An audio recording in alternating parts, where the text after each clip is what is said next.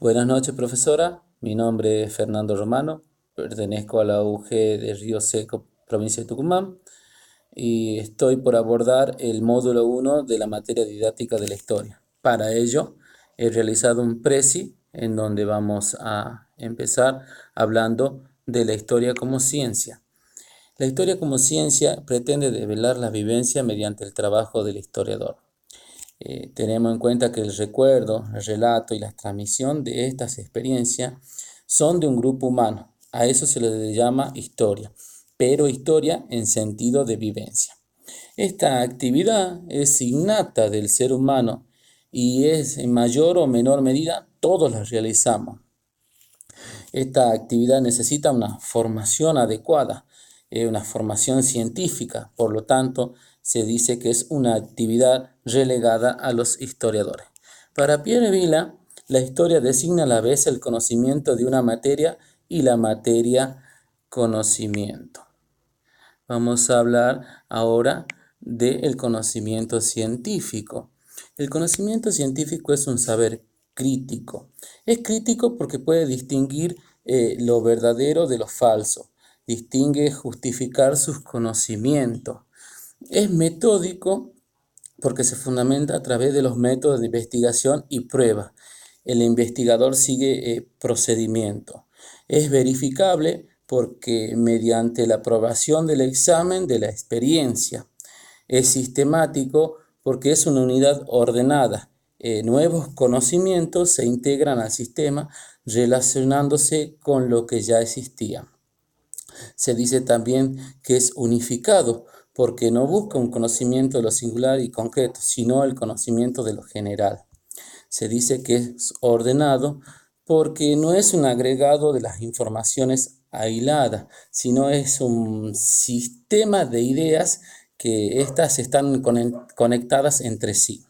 Se dice que es universal porque es válido para todas las personas sin reconocer fronteras ni determinaciones de ningún tipo. Se dice que es objetivo porque es válido para todos los individuos.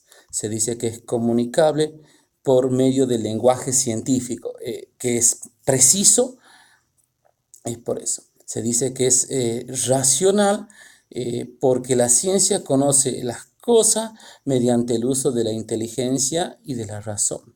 Y se dice que es provisorio porque la tarea de la ciencia no se detiene, prosigue sus investigaciones con el fin, la finalidad de comprender mejor lo que es la realidad.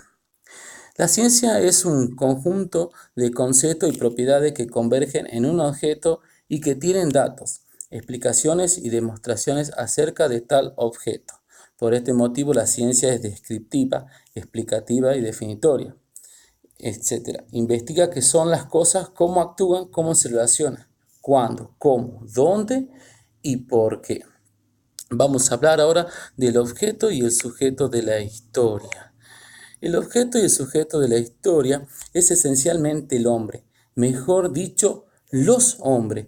Como señala el historiador Febre, la historia tiene como objeto de estudio a todas las manifestaciones y realizaciones humanas. Entonces, una historia es total, cuyo sujeto es el hombre que vive en sociedad. El producto de las acciones internacionales de los hombres que generan cambios pueden ser vistos a través del tiempo. Ahora vamos a hablar de las teorías de la historia. La teoría de la historia se entiende por las teorías de la historia, los principios generales por los cuales intenta comprender o implicar los procesos de cambio, de permanencia, transformaciones que atraviesan las sociedades a través del tiempo. Dentro de estas transformaciones tenemos las del siglo XIX y las del siglo XX. En el siglo XIX la historia adquiere carácter de ciencia, hecho trascendental, abandonó de una concepción de la historia como la crónica de los hechos del pasado. Fueron cuatro tendencias las que ayudaron a que así fuera. El liberalismo, que tenía como referencia los ideales de las revoluciones burguesas. Su representante más notable fue Guizot, Tocqueville y Henry Hallam. Luego tenemos el romanticismo, que surge en Alemania a fines del siglo XVIII. Es una reacción frente al racionalismo de la al racionalismo, perdón, de la Ilustración. Uno de los creadores del método dialéctico fue Hegel. Luego tenemos el positivismo, que pretendía la formación de una ciencia social que no se confundiera con las ciencias naturales. Uno de los representantes fue Comte. Luego tenemos el materialismo histórico, que surgió como una reacción del sistema de las relaciones sociales, impuesto por la burguesía, por supuesto. Uno de los representantes que tuvo fue Marx. Y por último, el historicismo, que es una reacción antipositivista. Uno de sus representantes fue von Ranke, que propuso exponer las cosas tal cual como ocurrieron, con imparcialidad y sin involucrarse. Vamos a hablar ahora del siglo XX, en donde surgieron nuevas escuelas destacadas. Una de ellas que conocemos es la Escuela de los Anales, fundada en Francia en 1929 por Marc Bloch y Lucien Febvre. Se dio en tres generaciones. La primera generación de los Anales rompía con la historia narrativa y el predominio político. Tenía a la historia total. Luego tenemos una etapa de la segunda generación, que es una etapa de consolidación, en donde se insiste en tres dimensiones: la reflexión epistemológica, bases estructurales y la ampliación del concepto hecho histórico y tiempo histórico. Y por último tenemos una tercera generación que sufrió un proceso de fraccionamiento policentrismo. Las fecundas divergencias epistemológicas de los analistas han producido una multiplicación de los campos de interés y de las prácticas instrumentales. Ahora vamos a hablar de la objetividad en la historia.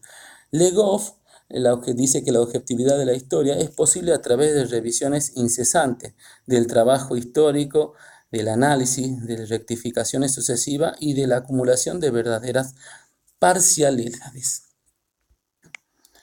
Vamos a hablar ahora de la causalidad en la historia. La causalidad en la historia es un fenómeno mediante el cual se relacionan las causas y efectos. La causalidad es la conexión que existe entre las razones o las causas de ciertos fenómenos o tal vez procesos y los resultados que tienen estos procesos o estos efectos de los mismos.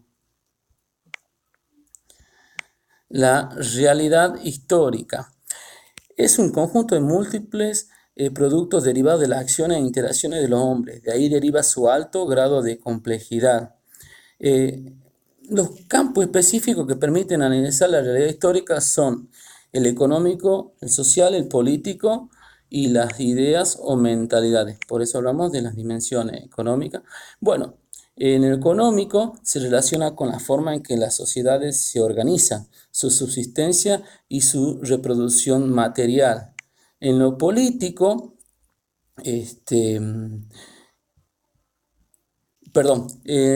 vuelvo para atrás. En lo social, la organización son lo que permiten diferenciar, por ejemplo, una sociedad con esclavitud de una sociedad feudal o capitalista. Y tenemos el campo político ahora, que son tres tipos de cuestiones. El Estado, que se refiere a la organización política o institucional de una sociedad formada de organizar el poder y sus leyes. Los actores sociales y poder, que estos se referían a la relación entre actores sociales y el Estado. Y la política, que es la cuestión a que se refiere a la forma de competencia del poder, es la organización social e institucional. Luego tenemos el mental, que es que se refiere a cómo las sociedades construyen sistemas de ideas y representaciones mentales. Bueno, espero que le haya gustado. Muchas gracias.